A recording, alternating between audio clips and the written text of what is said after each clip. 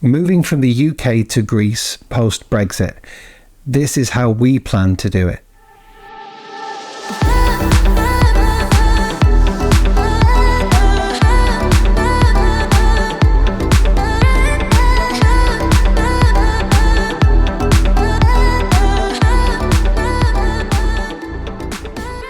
Hello and welcome back. We're going to be discussing everything about logistics, what we're taking, how we got it over there, basically everything. A recurring theme with us and this video is we are doing it for cheap, and obviously all this is happening post Brexit, so we hope this is helpful to you if you are planning a similar trip.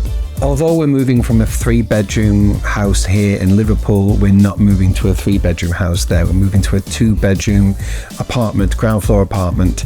And so we've had to be quite ruthless with what we're taking out there. We also don't have an oven out there.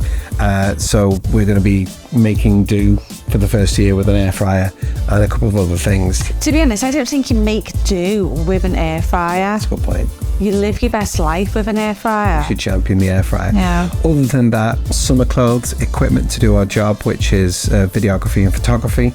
And other than that, one of the real reasons why we wanted to move back abroad was that alfresco lifestyle. Yeah. So really, some of the really main important things that we're taking out with us is like garden furniture that we've invested quite heavily in here. The things that are important, everything else is just stuff. So we'll be leaving our house here unfurnished, so we won't be taking things like sofas and beds and everything like that. We are getting all that out there in Zante, so there isn't actually a lot to ship out. So our whole process with planning this, we need to do this for as cheap as possible, and to do this we started this back in Jan. So it's the 20th of January, it's 10 to 11 in the morning and things are manic. So today we are going to Zante. No, we're going to Zante tomorrow, but today is when the madness starts because we've already packed 4 suitcases. We've got 2 to go on the freight. One of them is a pack jack. So we're trying to work out what stuff we need whilst we're back in the UK from February till April, and what stuff we can safely send over to Zante and not need again. To be honest, most of it's clothes. So we're trying to sort out that.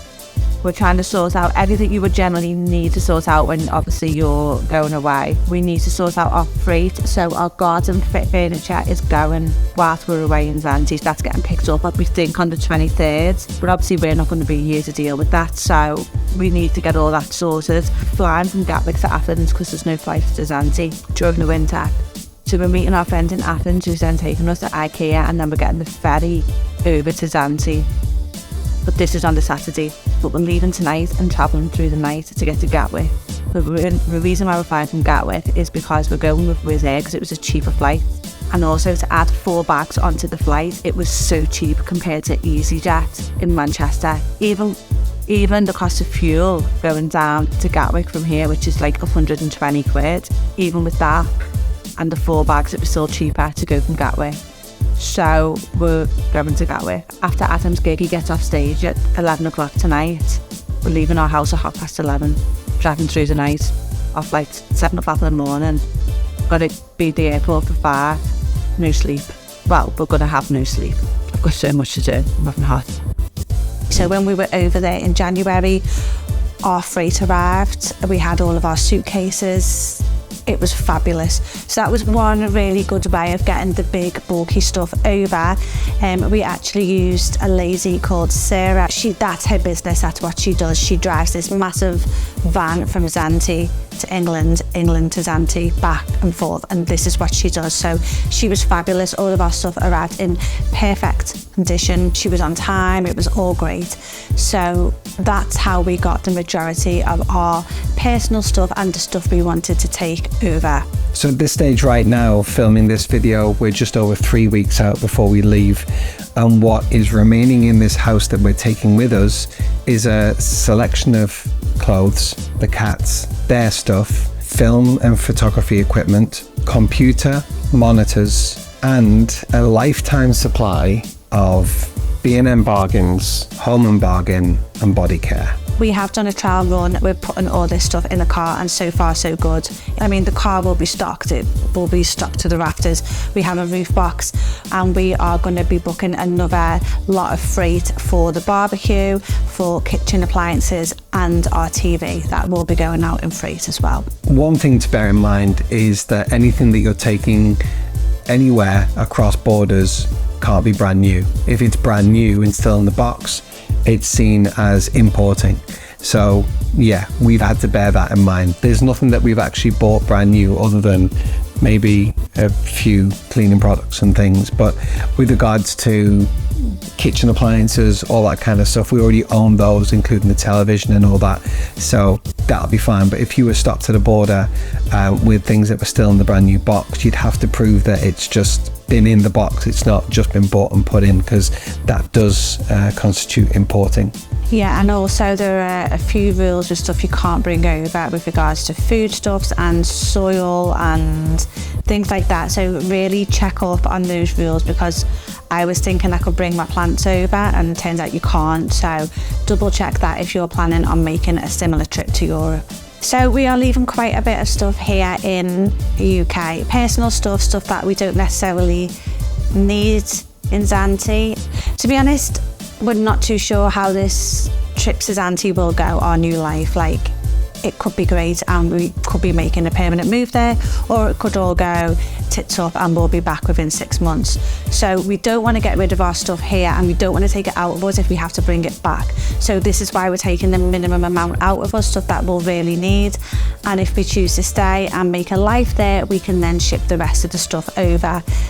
So personal effects, stuff like that, we're kind of keeping here. We've got storage sorted for here, so a lot of our stuff will be going into storage, but most of it, to be honest, we will be selling. We are not keeping things like the sofa, the beds, all the decorative stuff will be put into storage. The bigger things like our table and chairs, that will be sold. My Peloton bike will be sold. Distraught about that, actually. So yeah, so that's the plan with this house. We will be renting this house out as well, so yeah, that's fun and games. So shipping post Brexit has gone through the roof, hasn't it, really? Yeah. The company that we used to take our shipping out in January, and the one that we'll be using again for the last bits that you just mentioned, a quote from them for the whole van, and I mean, it is a long wheelbase, it's huge, but that was £5,000. That's probably the equivalent of around probably a quarter of a shipping container, so it's not cheap. So that's really something to bear in mind, and that really has also dictated how much we've taken out with us. And the important things have already gone. We got a really great price actually with what we had shipped out. That was £1,000. Looking to do it now post Brexit, it can be really expensive. So we had to weigh up what was either ship it out or sell it and buy it again if we really need it. And that's kind of where we're at the moment, working out what we need out there, and we'll buy it as we go when we feel we need it. Yeah, definitely. And a good little point as well is, if you're looking to do something like what we've done, try if you can and fly out during the shoulder months, during the winter months, where flights are obviously a lot cheaper. We all know how expensive luggage is on a flight. It is ridiculously overpriced. Wizz Air was the cheapest one which we found. So when we found those cheap prices for our flights out in January, our flight out was €30. Yeah. Our luggage came to 160, and that was for 4 suitcases. We literally had 25k, I think it was. Yeah. 4 suitcases, so that is a great way of getting a lot of stuff across for cheaper. But obviously during the summer months it won't be that price, it'll be sky high. So the winter months was really good. Obviously the cheaper way to do stuff is always the longer way, but if you've got time, which we had in Jan as well, if you've got time, it's really worth perhaps doing something like that.